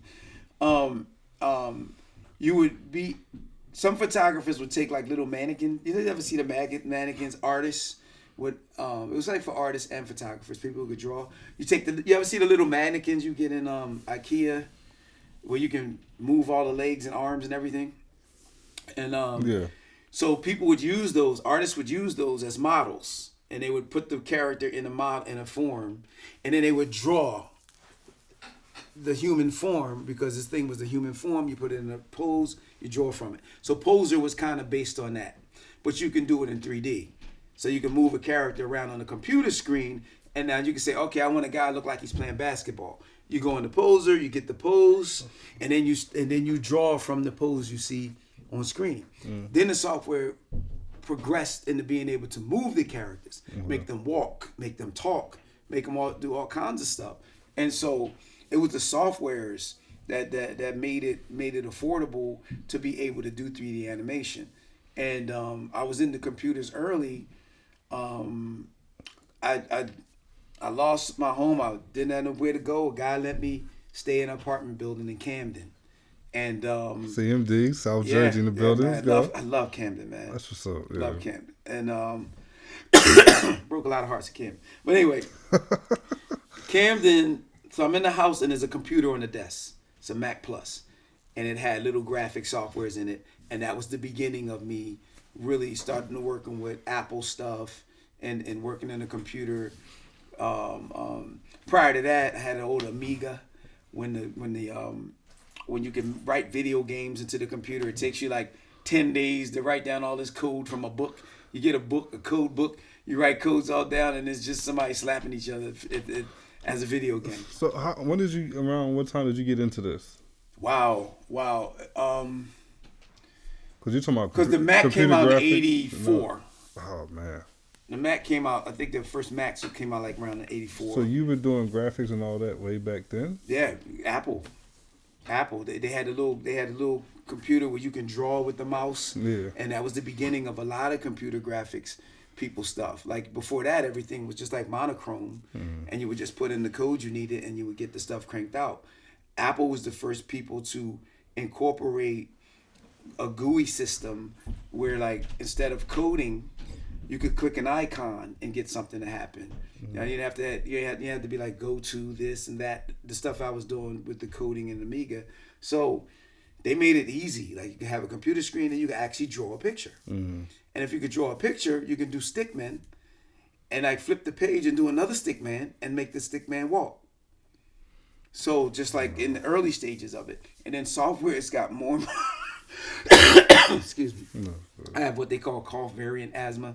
It's triggered by anything. Yeah. But so software's got more sophisticated, and I became more interested. And so, we were when I first started out, just to render a little spaceship to go from one side of the screen to the next, it might have taken 2 weeks to finish. When we first started doing it. Wow. Like some of the early like animations would take like 4 years to render. That's how. But we were like I was in there in the beginning, consumer age, and part of it, like where they were actually selling consumer software that somebody could use. You can make your own little spaceship, but it would take forever to render. Software's got better, RAM got faster, you know. And then the thing is that it's just a tool to tell stories. It's a tool to make people laugh. It's a tool to make people cry. It's a tool to be creative. And so any kind of tool that I could use to tell my stories and make people laugh, I'm gonna learn how to use it. And the software gets better and better. And now it's like almost like, and with AI, it's even getting easier, right? You know, but you still have to have a story. Yeah. You still have to know how to tell a story. You know, AI is helping with that a lot too, but you still got to be able to judge whether or not that is a story you want to actually use. How does storytelling as an artist translate into, now you're talking about motion pictures? My first record is a story. So it Every morning I wake up, I eat Captain Crunch. I eat the same thing for dinner and the same for lunch. You know, and I'm like, I went downstairs and I kicked the cat. I leave him alone if he caught some rats. Me and the cat, we don't get along. I used to have a hamster. Now he's gone. I mean, I'm not just, that's a story. Little Jack Horner sat down in a corner, writing on the wall. His mother came, slapped him in the back of his head and said, "You have no sense at all." Chinese food can be real swell if you can go into the place and stand the smell. Everything you buy smells exactly the same. I got into a fight with that record is the hardest. People want to sleep on Discombobulator Bubalator. That is the hardest record of the 80s. Nobody attacked a cereal brand. I said, Captain Crunch gets cereal. Soggy fast. I said, I kicked the cat on the roof. In one record, Captain Crunch soggy as hell, kicked the cat on the roof. I talked about Little Jack Horner, a guy right on the wall, and he went to jail, and basically sodomized in jail. I talked about Chinese food and used the C word in describing them. And said they cook with cats and dogs, all in one song. Wow. So I had always been telling stories anyway. Yeah. And people loved it because it was stories.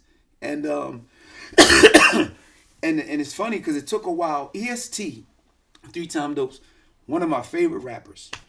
The coolest. This dude did a rap song in saggy slacks with a pompadour. Who was cooler than EST that came from Philly? EST, the Act Nicholas. Yep. That's my dog, right? So he's coolest dude. He says to me one time, he says, "You know what goes wrong? What went wrong with a lot of Philly artists?" And I was like, "What?" He said, "We weren't really willing to do the same thing again. We wanted to change it up." He said, "You did the Chinese store. You should have moved to the poppy store. You should have moved to the African store. You should." And like I was like, "Wow, I never really thought about that." Because as artists, we want to change. We want to, we want to come and move the furniture around, and because it's not fun doing the same thing over and over again when you exactly. And as an artist, you're always changing and growing. And he said the people who do it well are the people who repeat the same things over again. Like there was a thing where I think somebody was talking about Dave Chappelle and Jamie Foxx, and Dave Chappelle got sick of "I'm Rick James," whatever. So he would go to do a concert. Somebody would scream out in the audience, "I'm Rick James," whatever, and he's like, "Oh, I don't want to do that. That's back there. I got new stuff." You don't want to be the Jamie Foxx was talking about it, and he said, "Look, I'll do Wanda anytime you ask me to." You know what I mean? It's like, so it's the difference in like kind of like how artists look at stuff, and so I learned. I'm like, yo, man, I need to go back to stories, but let's tell stories a different way. Yeah. So I tried independent films. Oh God, those things fell apart because it takes us a concert of people to make an independent film happen. You know what I mean? So, I'm sorry, I want to go back to White Man Can't Rap. Yeah. I really want to go back. How did you and Meek? I'm sorry, I said Meek. I apologize. How did you and Rick collaborate and get together? Rick, he told me he saw Philly Boy at a screening, Okay. And Philly Boy is like very inspiring. And like if you never knew me and you watch that, you go, wow. And I think that had something to do with him. Like, well, wait a minute, like this is kind of cool. And then he was like, I think he said that he's like, well, you know, maybe him and Flash were talking, John Cannon Terrell, and John Cannon Terrell said, well, if you like it so much, why don't you let him do the music? and that's how it came about. And he's like, well, it's like he makes music. You just you just watched the whole video of a guy that make music. You said you needed music. See, John Cannon Terrell's one of them kind of guys. Like he could be the dimmest light in the room, and he could be the sun. Okay. But he can only be the sun for a little while, and then he'll go back to dim. And you go back. Now I love John, but Rick Hurley knows that's a great analogy. John, he can go one, and I think people that are the most interesting can do the full spectrum. You know what I mean? And you know what you get in 5 minutes. You know who you got, and you either decide to stick around and get some more of this nuttiness and craziness and sporadic energy. Or you get out the back door quick. So here you are years later. You're part of another movie soundtrack, which is which definitely is awesome. And that was another thing. He was like, wait a minute, you know, like he did music for a movie.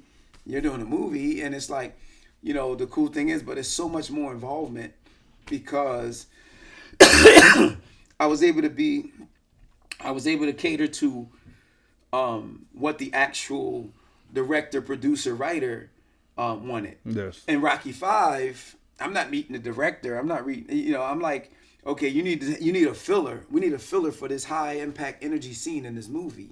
You know, White Dudes Can't Rap is so much more of a cool project because I'm talking with the creator. You know what I mean? The creator of like the writer and stuff. We're talking about goofy titles for songs, and I'm like, I love doing different stuff. I mean, there's a song in there called "Nappy Dugout Rag." Come on, man! Like I'm like, what? I can write that. Like write a song called "Nappy Dugout Rag." It's like, for me, I'm just a ball of creativity. Like I've never had writer's block a day in my life. Wow. Ever. So you don't ever have like a creative block or anything? Never. That's because crazy. I'm not always stuck on the same thing. And it's like so I think like I was listening to these people talking about having writer's block, especially like a gangster rapper. I'm like, that's because you're really trying not to make music. You're trying to be a gangster. And a gangster has limits.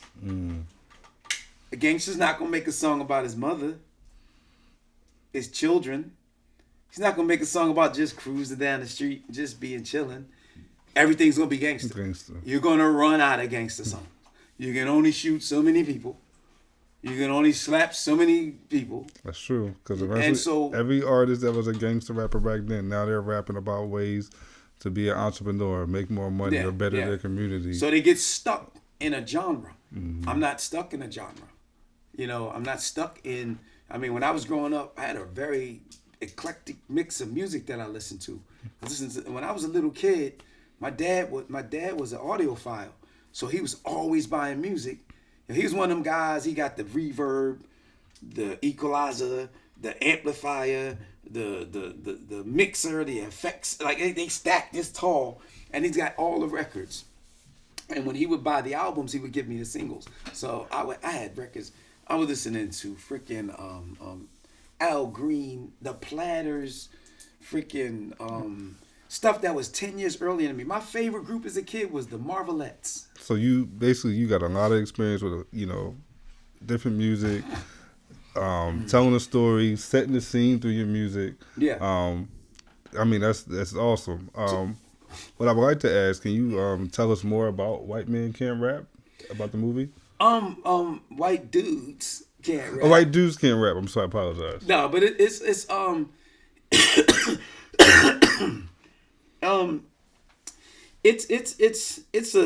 it's crazy because it's like a noir. Has like a noir feel to it, like the old detective who's sitting in the room. It's like it's 8:00, and the birds outside are tweeting.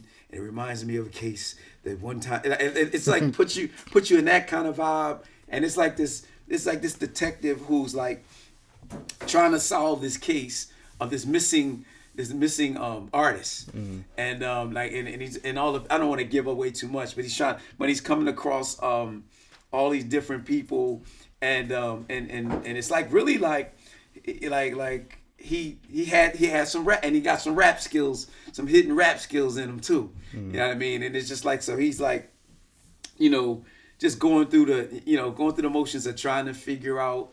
I think he actually gets thrown into a rap situation. You know what I mean? Because it's like he's a sleuth, but he goes into a situation where he kind of got to rap his way out of it, or like he stumbles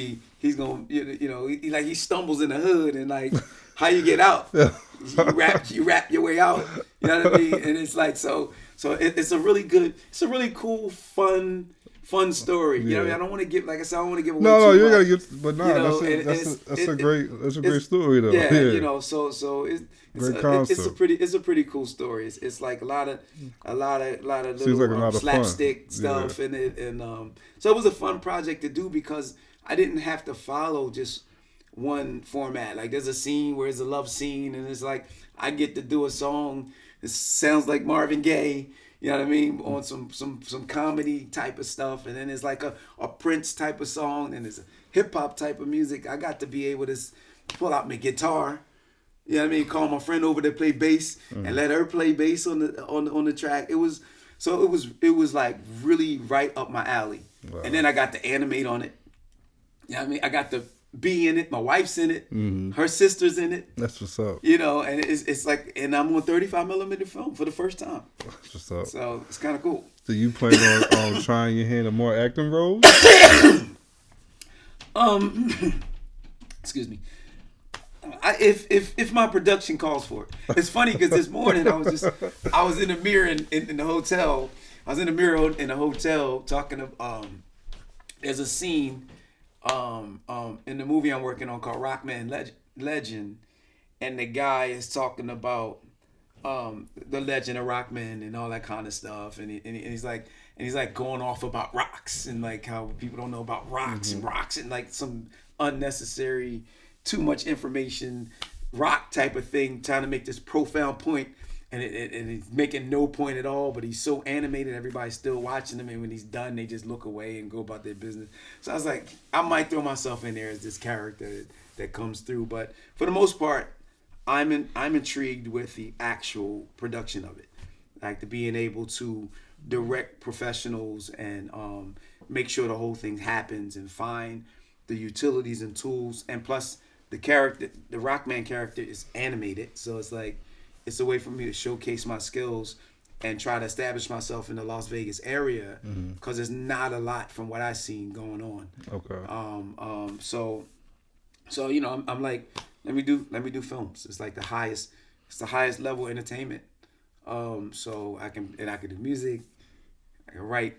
Yeah, I can and get better at managing people. Well, I can tell you this. You talked to Slick a little bit, right before we started the podcast. So I'm pretty sure Slick probably might want you in the next movie. We just got done shooting the second one, and we're already in the progress of writing part 3, and we want to probably start shooting again. Probably, hopefully next winter or spring. Give me some notice. Yeah. Give me some notice, man, and I definitely love to be a part of it. Yeah. I mean, the White Dudes Can't Rap. It was fun. It was like, hey Breeze, think I got a scene for you. I'm like, okay, why not? He's like, so I'm like, okay, let me do this. It's crazy you said that because that's what happened when we filmed part 2. Slick calls me. He said, "Yo, I think I got a cameo role for you. It's no lines though. You good?" So we on set. And he said, "Yo, Sadell, is your part coming out? I play a cop or whatever." And I said, "Okay, bet." And then the director says, "All right, Sadell, we got to get you mic'd up." I said, "What? I got lines?"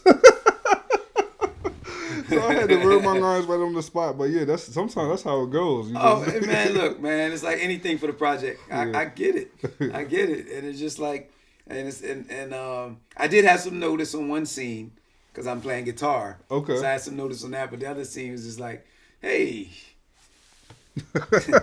I'm like, you're up. Like, no problem. Let's do it. Yeah. So that'd be fun for people that are fans to see me, doing something like that. It's really cool. So I'm excited about the project. I'm excited to, I would love to be, the fly on the wall when people hear different songs and how they affect them and that kind of stuff. Because, you don't know when you're working on this stuff. I come from the old school where you got to test everything at the house party. You know what I mean? And it's like when you're doing something that you can't really show the stuff before people actually get to see it. Because it's a movie, it's all contained. You know what I mean? You got to put it together as one whole presentation. With rap, I can go to a club and test something out that night and get a feel for it and say, okay, that works. But I think the cool thing about this is I've been doing it so long. I think I know what works because I've been around enough audiences and enough different types of people. Because I've rocked for white people, for black people. I know that there's a common denominator with all of us. In comedy, something that's visual in comedy and comedic is always going to kind of everybody wants to go international with it. Because somebody falling down is the same in every country. Somebody bumping their head, the same in every country. Somebody getting slapped in the mouth. So, it's an exciting project for that. And to be able to be support for some of those scenes it's an honor. It's amazing. It's an honor. And it's amazing, and you're still doing it. After man, I can't. What am I gonna do, man? What else you gotta do something, right? Got to stay busy, right? Because whatever else I'm doing, I'm creating while I'm doing it. I'm working on the house the other day. I'm framing the wall, and I'm like, oh, I got an idea for this. I pull out my phone, and it's like, okay, mine is constantly going. And I got notes on top of notes on top of notes. I got a virtual comedian that I do. Guys just telling jokes. I got. I'm always animating, and I got to get the website up because it's going to be a central place for everything. But on Instagram, I'm at @MCBreeze_Philly. And Facebook, I'm MC Breeze, Joey B Ellis. Okay. And definitely got to get the website up. You have a lot of things going on. Yeah. People don't think they're important, but they are when you have to. You don't want to be sending people to 5 different places to find what you're doing. So I have a Still Breeze Entertainment page on Instagram as well, where I've been trying to put everything to. But the website gives me more power because I have the ability to expand it in ways, you know what I mean, that people are kind of used to kind of searching and looking for stuff, and everything can be right there. But yeah, man, I'm having a ball, man. I mean, I'm having a ball. I could tell. I could definitely tell. And this is a blessing, man. I wasn't looking to do another soundtrack for any movie or anything, but for somebody to say, hey, wow, like he's got experience, why not? Let's give it a shot. And then I get to be like, closer to the source of the creation, opposed to, with Rocky, it's like, okay, yeah, we need something, plug it in. So yeah, it definitely was a fun project to work on.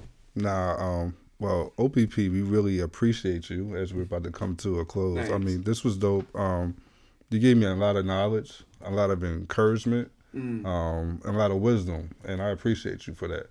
Thanks, man. Appreciate that. Is there any last minute shout outs or anything that you want to give out? I just got to shout out to Camden. I love Camden. And Philly, man. Philly been holding me down, man. In the bottom. I was born in a neighborhood. It was 55th and Vine projects, and that was at a time where the old heads would slap you in the back of the head if you was out of line. They would make sure you were all right. You always felt safe. There was a lot of sense of community, family, friends. Even though we were poor, there was way more morality in that hood than there is in some of the suburbs I've lived in. You know what I mean? Ain't nobody back then. Nobody dog was gonna poop on your lawn, and they keep on moving. You know what I mean? So I'm just saying that. So I came from a very humble situation. And then I moved down to the bottom when I was about 14 years old. And that's when my creative stuff started. And I started to actually get a real audience. And the bottom, if it wasn't for the bottom, I wouldn't have known that I had something to offer. You know, and it took B-Force, put me in front of Mike, let me do my thing. And then the neighborhood embraced me. And when I had to come back home because Hammer, you know, decided, you know, he's not, you know, he picked and chose who he was going to keep paying. You know what I mean? So I was one of those people that was on the chopping block. And when I had to come back to the bottom, nobody made me feel like I failed. Wow. That's what's up. Shout out to the bottom. So, like, I mean, the guy called me when I do it. You know, I flew from Vegas to do a show about like last year, year before last, for my man Handmaster Flash, and birthday party, and the love in there was just so real. Just coming home, it was like being in the living room with aunts and uncles. Like you see that thing where Eddie Murphy is like, he shows in his movie where he's like a little kid, that movie he made, he's telling jokes to the whole family sitting around. That's how I was feeling. I felt like I was home with family and friends, you know what I mean? And you know, we had to get an uncle out the bathroom, you know, so that's how I felt like I was. But I was on stage doing my thing down the bottom. And so I got a shout out to the bottom, man. I mean, because they've been holding me down for years, man. So, you know, I think people need to understand that music needs to start in your community. I mean, it needs to go back to when you cared about kids, when you cared about your neighbors, and the stuff that you put out, you know, needs to resonate with your people. And Discombobulator did that. Even to some, it's a negative record, but the Chinese food store issue in a black neighborhood was a serious one. Like, we were treated like crap by people who didn't really care about us. You know, our kids, they talked to our kids any kind of way. So when the record came out, it was like, wow, like, it's really like this. It's ugly in that store. You know, and some people stopped eating Chinese food as a result of the record. People tell me to this day. And it was also freedom, the record was. So I told people that they could make any kind of music they wanted and it could be accepted. So community, man. My whole career started with entertaining my community. And that commerce of getting love from your community, nobody can ever break it. That's why you see old school artists in their 60s still with energy, still want to rock, still want to talk, still want to share their story. No matter what they went through. That commerce of community is like old money. It ain't going nowhere. It ain't going anywhere. I got people telling me, oh, I used to sing Discombobulator Bubalator to my 5-year-old. And they grew up with it, you know, and because it's such a funny song and it's relatable to people. Even myself, me being born in '88. I'm only 36. Yeah. You know, my old heads put it on. Yeah. You know what I mean? Like people keep passing it on. It's generation. I got white friends that say, yo, man, it's the funniest thing they ever heard in their life. And this is when, like, music traveled through cassette tapes. There was a time when you went to college with your cassette tape, because you dubbed it off of Lady V's radio station, and then, like, they dubbed it, and they dubbed it, they dubbed it. You can't even understand it anymore, but that's how music used to travel the country. And I've had white friends that come up and like, yo, man, you know, like, you know, I remember this song, it got me through college, one guy said. He said, this song got me through college. And then he's like, you think I'm lying? They FaceTime his buddy, and then they're both saying the record. I'm like, wow. That's wow, what's up. He had to call a friend ready. That's what's up. He called a friend, and the guy knew the record. I was like, this is crazy. I was in Japan, sitting at a long table with EMI Music Group. The record was like, they would negotiate some stuff, next move for Joey B Ellis, because there was like remixes and all kinds of stuff would go for it. And this guy was like, you made Discombobulator Bubalator, didn't you? An Asian, a Japanese guy. And I was like, man, I've been trying to hide that part of my past. I said yes. And he said, man, that was a great record. That's what's up. So the record transcended you know, where it came from. And there's a slow song on the song that was the #1 slow song in Brazil for years. I knew nothing about it until about 8 years ago. Wow. Because the record was being distributed by the people that I had signed it over to, and it made it to Brazil. And the slow song, the guy said it used to make women cry. I said, you lying. Wow. He said, we play it and women be crying because of another sad song. Wow. I'm like, man, I'm like, you don't know where your creativity is going to take you. You don't know who, like in the sense of Philly Boy, me and the director, we argued over that thing, making it to get it right. And a guy sitting in a movie, watching it, and that's, you know, he's been my #1 client for 20-something years. Wow. And then, wow. So the whole point is, whatever's in your heart creatively, put it out there. Put it on, go to TuneCore. Make sure it's on spot. You don't know. Don't listen to anybody who ain't done nothing yet. You know, you do not know where it's going to resonate. There are 8 billion people on the planet right now. When I was in the 70s, there was only 3.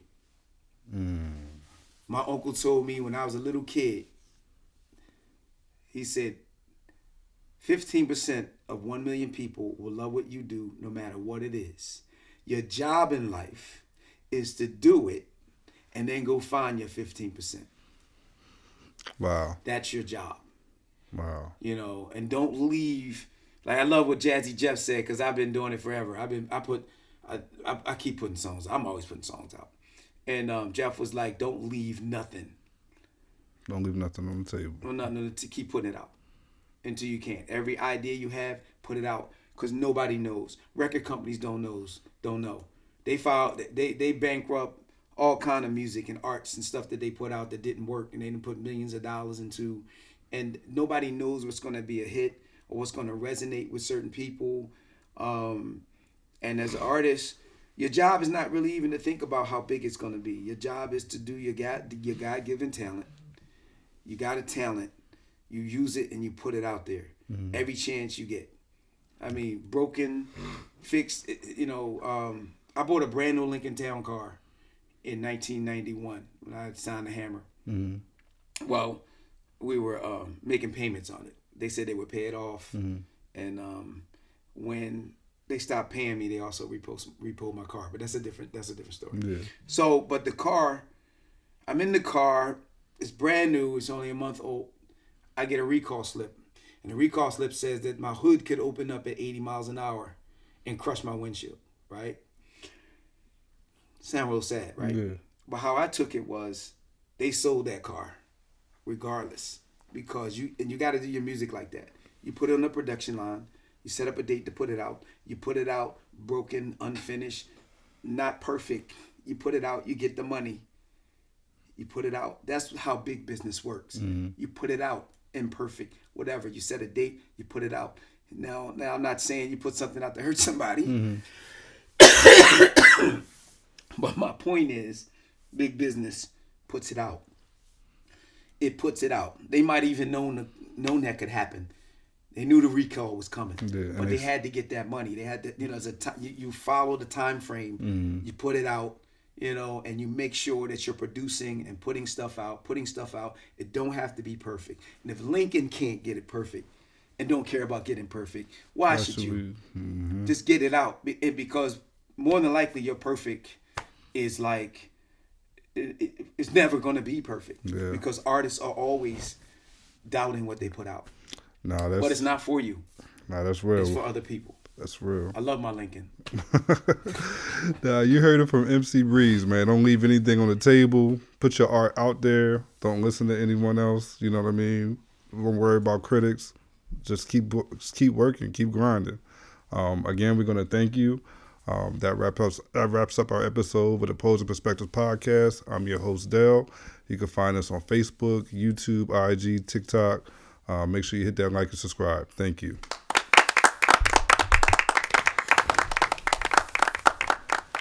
Oh, man.